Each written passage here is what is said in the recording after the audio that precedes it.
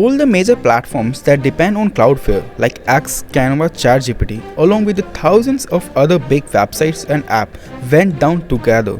First, let's try to understand what Cloudflare actually is. Cloudflare is a company that manages a huge portion of internet's traffic. Many companies rely on it for its security, speeding and routing.